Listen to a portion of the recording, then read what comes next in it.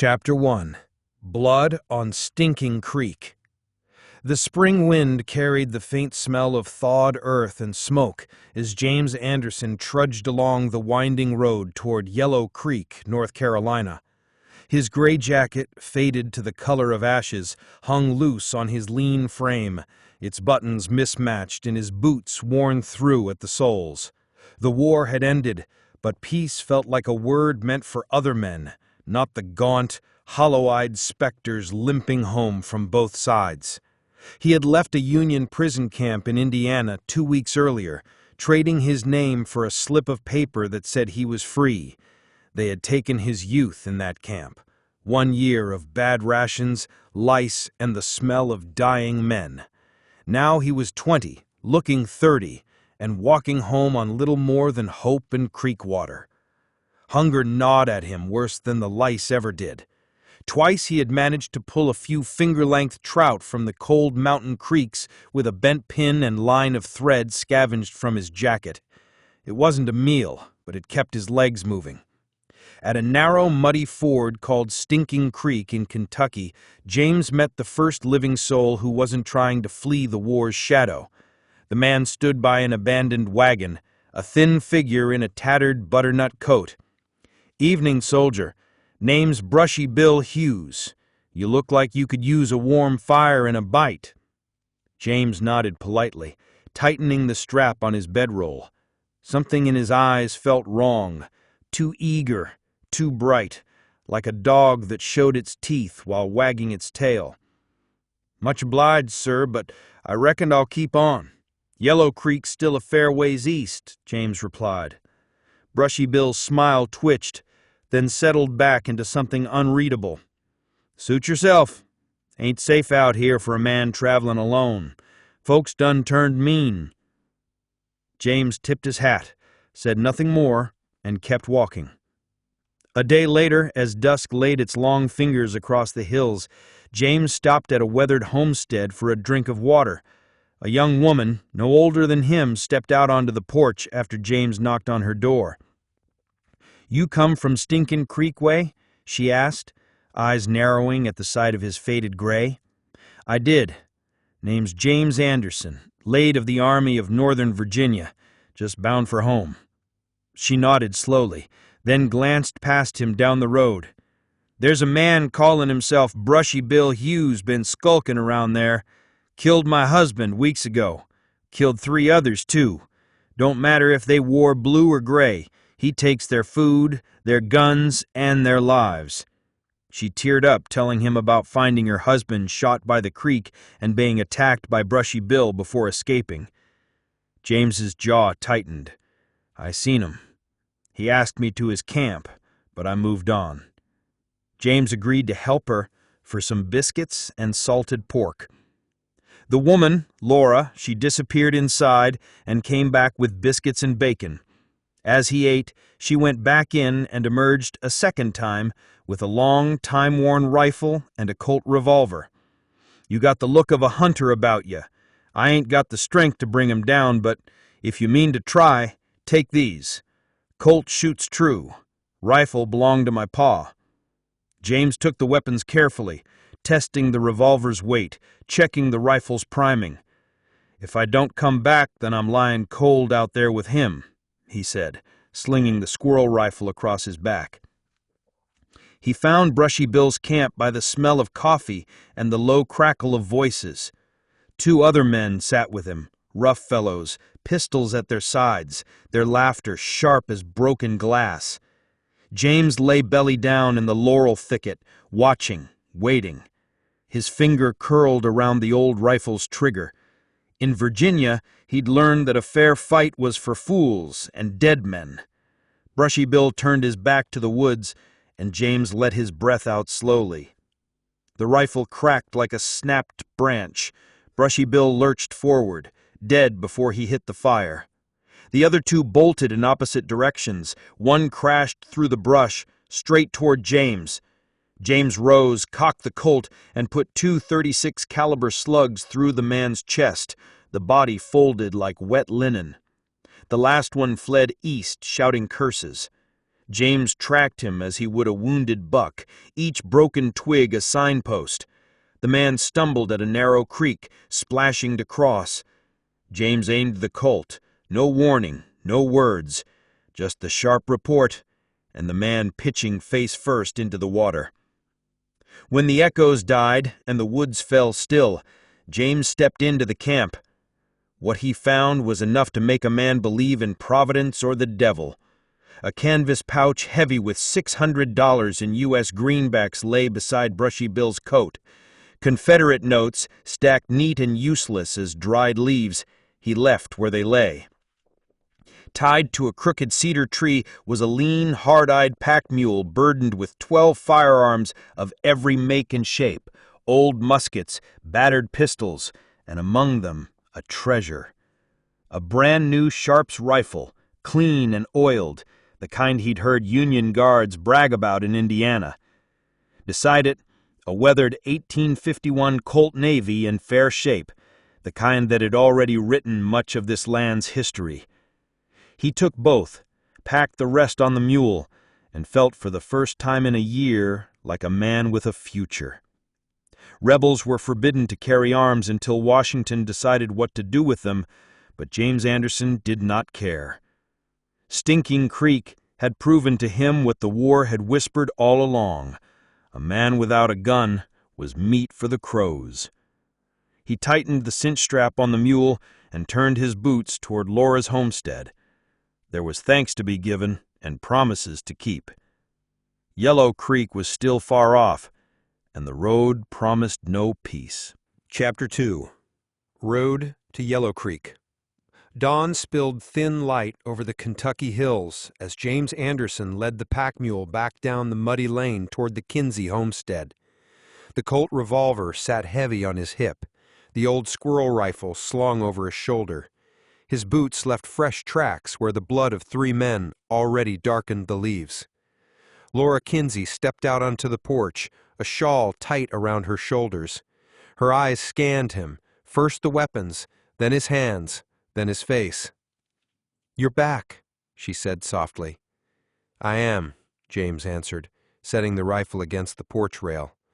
"Brushy Bill won't trouble you no more, nor his friends." He laid the Colt and the squirrel rifle on the step. "Your pa's rifle shoots straight. Saved my life." She looked past him, as if expecting others to follow. "You come back alone." "I did." He didn't explain more. She didn't ask. Folks who lived this far out learned not to pry. James cinched the mule's rope to the fence post. "Got their gear, their money, too. Figure it's better in my hands than left for the next pack of thieves." Laura's fingers tightened around the edge of her shawl. "I don't reckon there's law for the likes of them no more." "No, ma'am. Ain't much law for anyone now." For a moment, neither spoke. Just the wind through the empty yard, carrying the smell of wet earth and wood smoke. Then Laura said quietly, "I got no one here, James. My husband's in the ground, no kin left. You said you're bound for Yellow Creek?" "I am. That's home." She nodded slowly, resolve settling in her eyes. "Then take me with you. Ain't nothing for me here but ghosts." James hesitated, looking at the thin young woman with her worn shawl and pale, work-rough hands. The road ahead wasn't safe, but leaving her behind in a house where death had already knocked once, that didn't sit right either. "Pack what you can carry," he said. "We leave at first light." The first days on the road were quiet ones. James walked ahead, the mule behind, Laura keeping pace at his side with a small bundle slung over her shoulder. She didn't speak much, and neither did he. But each night by the fire she asked him small things, where he grew up, if he had brothers, if the prison camp was as bad as folks whispered. On the 4th night, the wind turned sharp, biting through their thin blankets. Laura huddled close to the fire, shivering. "You'll freeze like that," James said finally, lifting one side of his bedroll. "Get under, just for warmth." She hesitated, then slipped beneath the blanket, her shoulders trembling against his chest. James wrapped an arm around her as the cold pressed in. Her hair smelled faintly of wood smoke and soap. They didn't speak, didn't move, just breathed, slow and steady, until sleep took them. By the 6th day, the land softened, ridges folding into familiar Carolina foothills. They stopped by a broad creek to water the mule, and as James leaned down to fill his canteen, a light touch brushed his cheek, soft, quick, gone again. Laura stepped back, her face pink beneath the brim of her bonnet. "For helpin' me and savin' me," she murmured. James said nothing, but his chest tightened in a way he hadn't felt since boyhood. The days stretched on. Her hand found his one morning as they walked, fingers lacing into his with the shy certainty of someone who had lost too much too soon. He didn't pull away. James Anderson had marched off to war at 17 without ever knowing the warmth of a woman's hand. And now, with the world burned down around them, something fragile and stubborn was taking root between them. Love didn't come with fanfare here. It came in small steps, shared bread, a blanket in the cold, a kiss like a whisper on the cheek. And as the road bent toward Yellow Creek, James began to wonder if the life he thought was over might just be starting again. Chapter 3. Ashes of Yellow Creek. Yellow Creek wasn't the home James Anderson remembered. The rolling hills and chestnut trees were the same. The creek still cut the valley in two, but the people, those were different. Gone were the old neighbors who'd sent their boys to ride under the gray. Their houses stood empty, their fields overgrown, their fences falling in. In their place were strangers, union men with Watch the Lies, shopkeepers from Ohio, surveyors from Pennsylvania. The flags in town flew stars and stripes now, not the faded cross of St. Andrew. James led the mule past the courthouse, Laura at his side, and felt the eyes on his back like rifle barrels. The Sharps was wrapped and hidden, the Colt buried in his pack. Men in blue coats patrolled the street. Rebels weren't to carry arms, not yet, not here. At his father's farm there was no welcome, no smoke from the chimney, only a weathered sign nailed to the gate, "Property of the United States, tax in arrears." The fields were choked with weeds. The barn door hung by one hinge. "The taxmen took it," James said, his voice flat as the stones beneath his boots. The next day he heard the rest of it from an old neighbor, one of the few who hadn't sold and fled. "Where are my ma and pa?" he asked. "They died last winter from the sickness. I thought for sure someone would write you," the neighbor said. "The taxmen came a month back," the man said, spitting into the dust. "Took your pa's land and your cousin John's place too. John stood his ground. They shot him where he stood. Left his widow to bury him." James felt the muscles in his jaw knot. "Anna Kate?" "She's in the jailhouse now. Burned the house, the barns, poured lye and salt all over the fields. Said she'd rather see it turn to ashes than fatten some Yankee's purse." Laura looked at James, eyes wide with quiet fury. "What will you do?" He walked into town with what was left of his money, some from the war, some from the bushwhackers' haul, and laid it down for Anna Kate's bail. She came out pale and thin, her dark hair pinned back, hands still blistered from the fires she'd set. "They'll hang me if I stay," she said as they left the jail. "They won't get the chance," James answered. For a week they talked by the fire, James, Laura, Anna Kate, about what was left for them here. Every plan led to the same wall. Their names were marked, their land gone, their neighbors replaced. Yellow Creek was no longer theirs. James remembered a man he'd known in prison, a Texan with a slow drawl and a quick smile. He'd spoken often of the Brazos River, of broad fields and good grass, of land a man could still claim if he had the grit to work it. "Texas," James said one night, staring into the embers. "There's room out there, room to start again." Anna Kate nodded. "Then that's where we'll go." Laura touched his hand in the dark, her fingers twining with his. "I'll follow you, James, wherever the road leads." By dawn the next morning, 3 figures moved westward. James Anderson, a mule laden with guns and hard-won dollars, a young widow with fire still in her veins, and the woman who had come to mean more to him than the land he'd lost. Yellow Creek faded behind them, a place of graves and bitter soil. Ahead lay the long road to Texas. Chapter 4. Remembrances. As they camped 20 miles southwest of Yellow Creek, Anna Kate asked Laura about her husband. Laura told about Thomas and how they met and married, then told about his murder.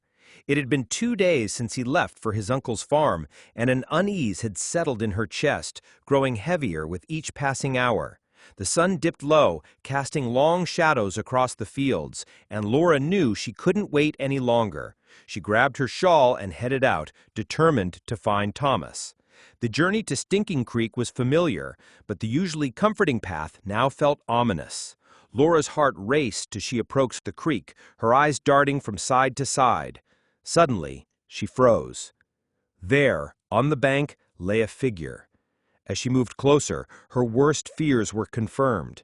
It was Thomas, his body lifeless, a pool of blood staining the earth around him. A sob caught in her throat, but Laura forced herself to stay focused. She scanned the area, her eyes landing on a thin man with a full, unkempt beard. Brushy Bill. The name sent a chill down her spine. He stood a short distance away, watching her with a sinister grin. Brushy Bill began to approach her, his intentions clear. Laura's heart pounded in her chest as he reached for her, trying to drag her into the bushes. She fought back, her survival instincts kicking in. With a strength born of desperation, she rustled free and ran, her skirts flying behind her as she sprinted toward her homestead. Laura burst through the door, slamming it shut and bolting it. She leaned against the wood, her breath coming in ragged gasps. She knew she had to be ready. She kept Thomas's Colt revolver close by, her fingers tracing the cool metal as she whispered a prayer for strength. Days turned into weeks, and Laura lived in constant fear. She heard whispers of Brushy Bill's depraved acts, and the thought of him returning haunted her every waking moment. Then one day, a knock at the door startled her. She gripped the revolver tightly, her hand trembling as she opened it. Standing on the other side was James Anderson, as Laura, with tears in her eyes, told him everything. James listened intently, his expression hardening with each word. "I'll make sure he pays for what he's done," James promised, his voice steady and determined. "Brushy Bill won't harm anyone else." Laura nodded, a glimmer of hope flickering in her heart. With James's help, she could finally begin to heal and find justice for Thomas. She was surprised when James returned with the mule and the cash money. After Laura finished, James asked Anna Kate about John. What happened? Anna Kate's voice quivered with a mix of grief and anger as she recounted her story to James and Laura. John came back from Virginia, and for a moment, everything seemed right again.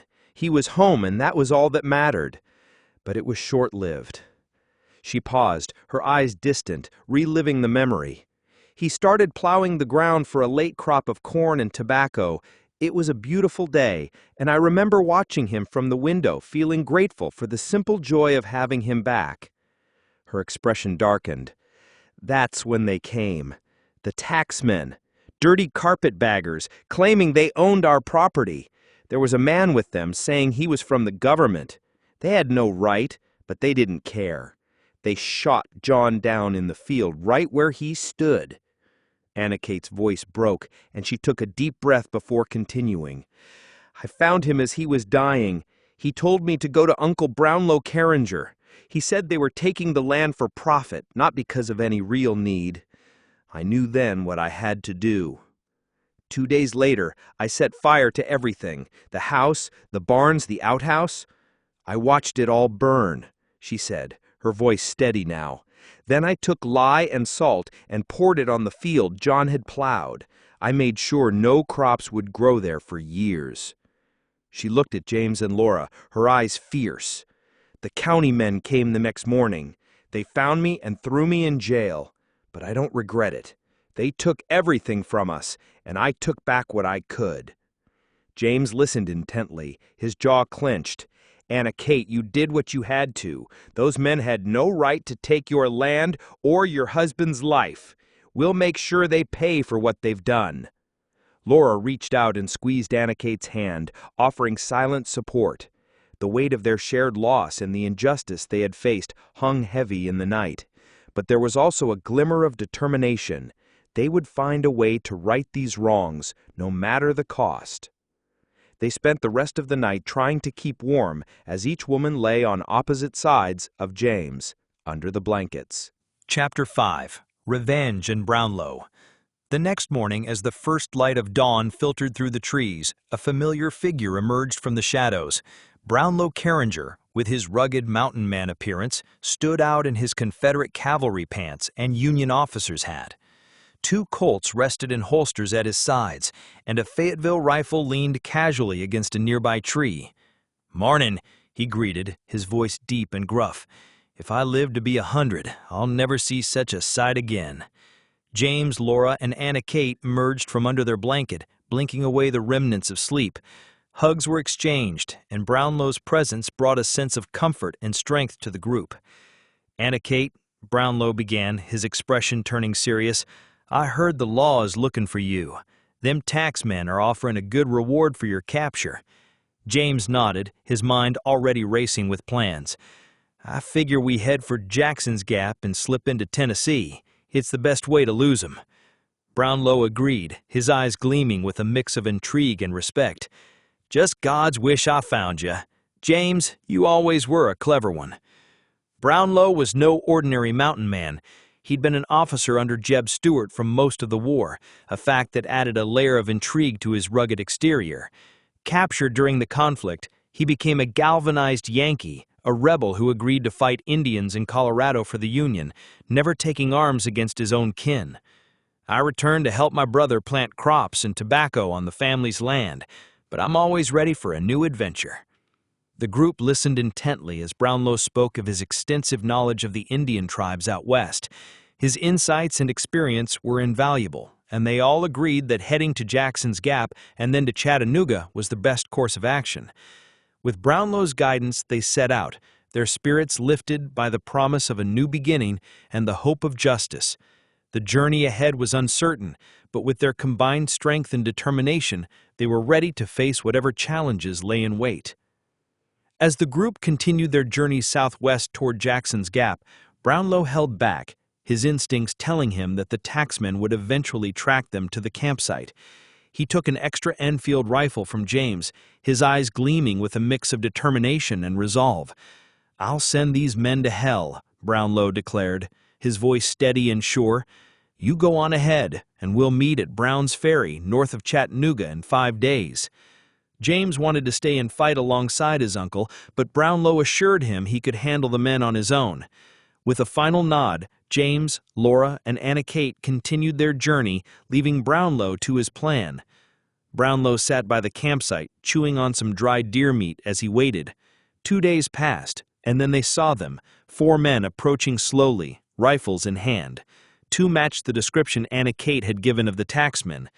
Brownlow drew down on the man he could tell was a lawman and squeezed the trigger of his Fayetteville rifle. The shot rang out, and the man slumped over, the rifle, known for its accuracy, living up to its reputation. Before the others could scatter, Brownlow grabbed the Enfield and cut down a second man. With 2 Colts left, he faced the taxmen. 5 minutes later, he shot him in the leg. "You looking for the wife of the man you murdered for his land? Well, she ain't here, but her Uncle Brownlow is." He shot him in the head. And the last taxman ran through the woods, but he wasn't a woodsman, he was a carpetbagger. Brownlow caught him near a creek, and the man threw down his rifle. "Please, mister, I have a wife and kids," he pleaded, but Brownlow's response was cold. "Make peace with the Lord, because I am going to kill you." The man rushed him quickly, trying to reach Brownlow, but a shot rang out from behind him. Brownlow turned to see Anna Kate with a rifle, the taxman lying dead in the creek. A few minutes later, James and Laura emerged, breathing heavily. "Let's go," Brownlow said, his voice steady and calm. With the threat eliminated, they headed for the gap, their journey ahead filled with newfound hope and a shared sense of justice. Chapter 6. Roads South and a Ship to the West. The sun beat down as James Anderson, Laura Kinsey, Anna Kate Anderson, and Brownlow Carringer trudged along the worn road that led them out of the mountains. Jackson's Gap, North Carolina, was the last familiar ridge before Tennessee stretched before them. The mountains seemed to whisper farewell as they crossed the low pass, leaving behind the remnants of what once was their home country. Brownlow, wiry and sharp-eyed from his years riding and trading across the South, led the way. "Texas is a far piece," he said one morning as they camped along the banks of a small creek. "But I reckon we can cut weeks off our journey if we head to Mobile and sail around to Galveston. Beats riding the back roads clear through Louisiana with the likes of highwaymen and carpetbaggers sniffing about." No one argued. The idea of a quicker route, one that spared them endless dusty miles and the risk of being robbed, or worse, was welcome. They passed through the rolling hills of eastern Tennessee, the roads scarred by the heavy boots of marching men long gone. War had touched everything here. Fields lay fallow, fences broken, and chimneys stood alone where homes once were. In Chattanooga, they saw the black scars of battle still on the stones, but life had begun to creep back. Merchants hawked their wares, and Union soldiers patrolled the streets with an uneasy authority. From there, they crossed the wide Tennessee River into Georgia. The group kept their heads low and their tongues still, for the blue uniforms were thicker here than they'd seen since leaving Yellow Creek. Brownlow's plan held steady, west and south, toward the Gulf. A day's ride out of Columbus, Georgia, they came upon the charred remains of a once proud plantation. Only skeletal chimneys and burned-out walls stood. A few freedmen lingered nearby, their rough cabins built of scavenged boards. One man, tall and spare, told Brownlow the tale while his children clung to his legs. "They's all gone," he said, eyes heavy with memory. "When Sherman come through, they didn't leave nothing but cinders. Family didn't make it. Place ain't been lived in since." Brownlow nodded, his face unreadable. "Hard times for us all."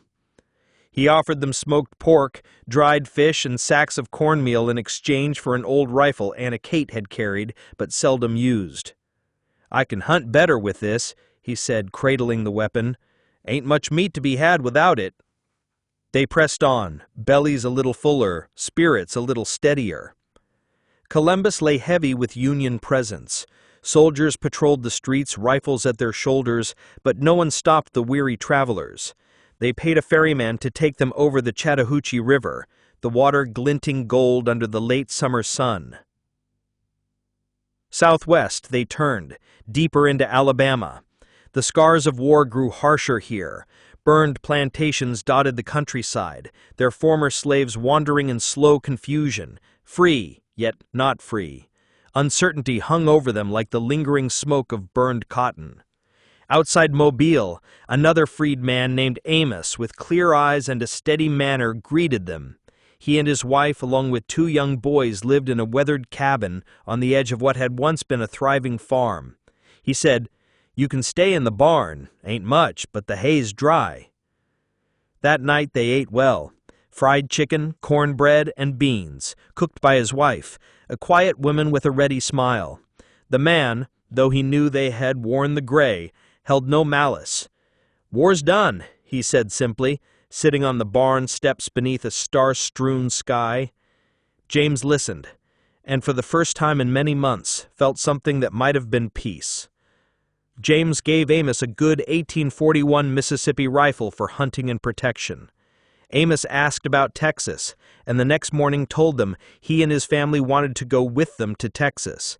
They didn't have anything in Alabama, so it was agreed. So they all packed what they needed, and the growing group of travelers headed to Mobile. When they reached Mobile, the city was alive again, merchants haggling, wagons creaking, sailors shouting orders at the docks. Only the hulks of shattered Confederate vessels in the bay, Their masts broken and decks stripped, whispered of the war that had so recently burned the land. Brownlow secured passage on a coastal steamer bound for Galveston, Texas. It was not cheap, but they sold most of the extra weapons, and with the coin James had taken from Brushy Bill, they paid the way. As the ship's whistle echoed across the bay, James turned to Laura and Anna Kate. He said, "This is it, a new start." Laura took his hand without a word, and Anna Kate, her face still marked by the loss of her husband and home, gave a firm nod. The sea awaited, and beyond it, Texas.